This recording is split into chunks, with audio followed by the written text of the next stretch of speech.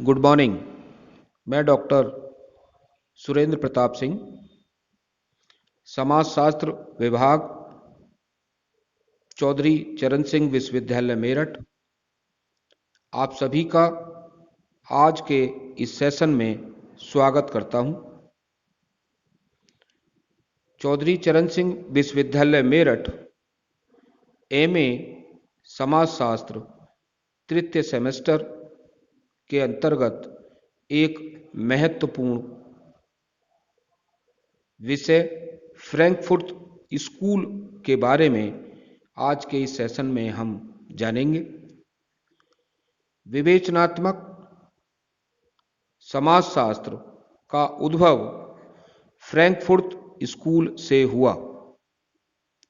Frankfurt school की स्थापना का एक मुख्य उद्देश्य एक ऐसे समाजशास्त्रीय सिद्धांत का निर्माण करना था जो अर्थव्यवस्था, मनोविज्ञान, संस्कृति और तत्कालिक पूंजीवादी समाज के मध्य स्थापित संबंधों का अध्ययन कर सके।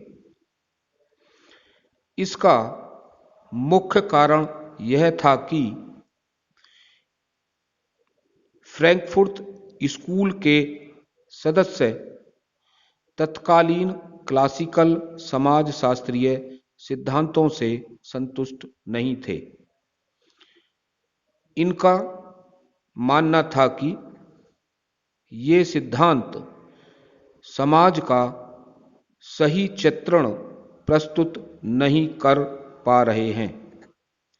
इसलिए इन विचारकों ने अपना एक नया सिद्धांत विकसित किया जो फ्रैंकफर्ट स्कूल द्वारा स्थापित एक प्रसिद्ध सिद्धांत बना, जिसे विवेचनात्मक सिद्धांत के नाम से या विवेचनात्मक समाजशास्त्र के नाम से जाना जाता है। और इस संस्था को समाजशास्त्र में फ्रैंकफर्ट स्कूल के नाम से प्रसिद्धि मिली। फ्रैंकफर्ट स्कूल की स्थापना के कुछ मुख्य कारण निम्न प्रकार हैं। फ्रैंकफर्ट स्कूल की स्थापना का मुख्य कारण ऐसे समाजशास्त्रीय सिद्धांतों का प्रतिपादन करना था जो समाज के सही चित्र को प्रस्तुत कर सकें। स्कूल के समर्थक मार्कस के विचारों से सहमत थे, किंतु इसके अतिरिक्त कुछ अन्य कारण भी थे जिन्होंने इस स्कूल की स्थापना में योगदान दिया। नंबर 1, कार्ल मार्क्स ने सर्वहारा क्रांति के पश्चात राज्य विहीन समाज अर्थात समाजवादी समाज की स्थापना की भविष्यवाणी की थी। किंतु इसी बीच जर्मन समाजशास्त्री मैक्स वेबर ने नौकरशाही सिद्धांत को प्रस्तुत किया। इस सिद्धांत के माध्यम से वेबर यह स्थापित करना चाहते थे कि वर्तमान समाज एक विवेकपूर्ण और नौकरशाही समाज है।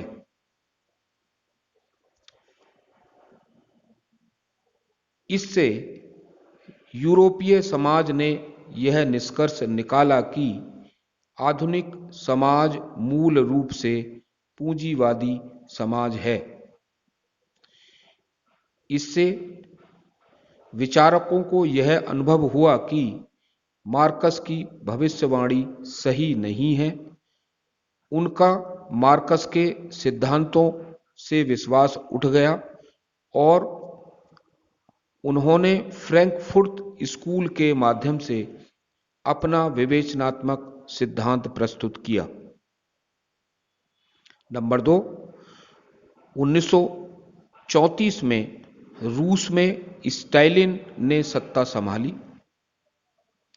स्टालिन ने रूस में बहुत से लोगों को देश निकाला दे दिया।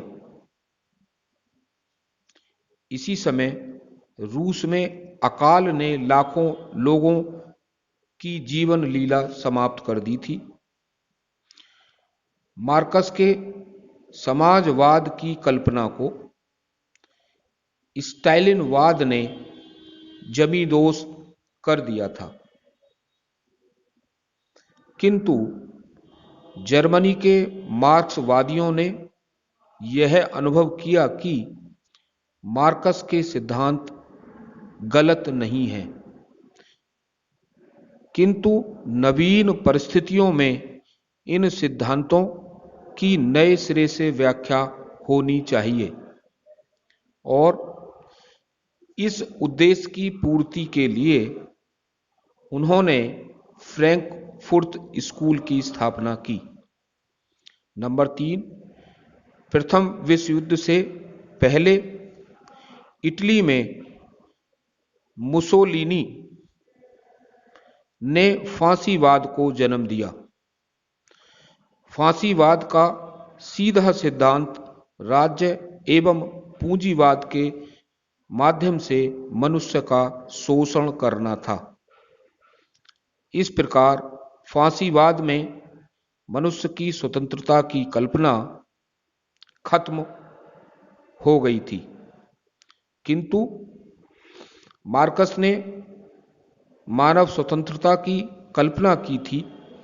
मार्कस की कल्पना को पुनर्जीवित करने के लिए यूरोप के मार्क्सवादियों ने विवेचनात्मक सिद्धांत को फ्रैंकफुर्ट स्कूल के माध्यम से प्रस्तुत किया।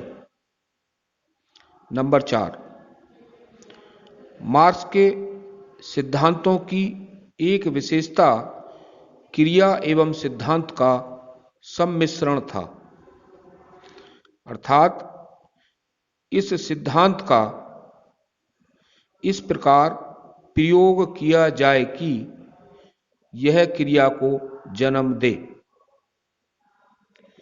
मार्क्सवादियों का उद्देश्य मार्क्स के सिद्धांतों को इस प्रकार प्रस्तुत करना था कि समाज में मनुष्य के शोषण का सही रूप सामने आ सके।